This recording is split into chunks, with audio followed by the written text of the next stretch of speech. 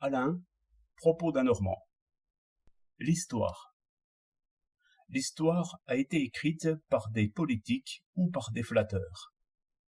Elle semble croire et elle veut prouver que les projets d'un homme peuvent changer les destinées d'un peuple.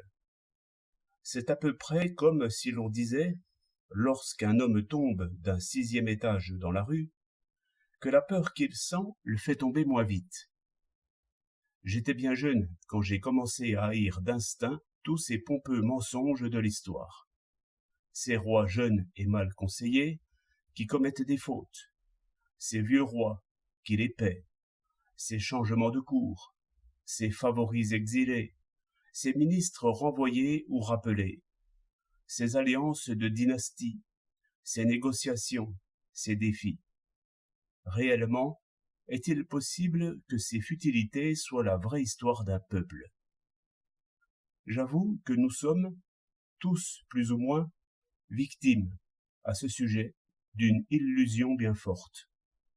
La cause en est aisée à comprendre. C'est que le passé n'est plus.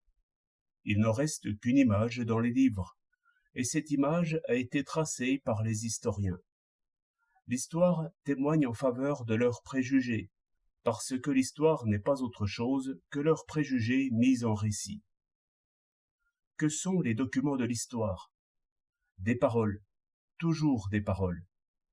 Paroles d'un roi, mémoire d'un ministre, plaidoyer d'un général vaincu, pamphlet d'un favori en disgrâce.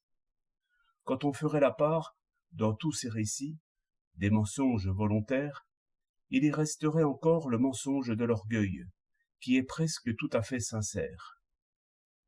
Tous ces souples opportunistes, qui ont su flairer les événements, les suivre, et vouloir ce qu'ils ne pouvaient empêcher, ils croient tous que leur vouloir compte plus dans la cité que leur corps.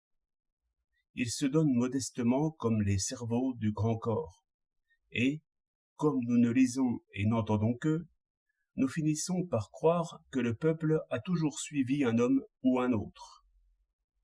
Les géologues sont arrivés à la sagesse. On sait comment. Ils se sont mis à étudier de près les changements actuels sur la planète. Action de l'eau, soulèvement, éboulement. Et ils ont reconstitué le passé sur l'image du présent.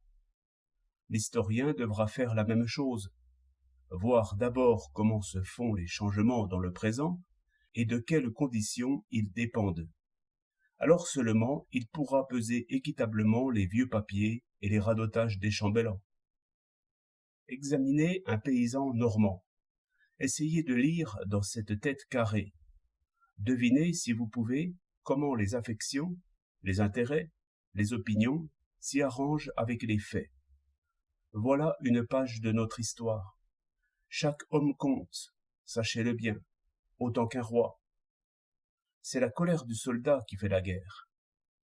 1er février 1908.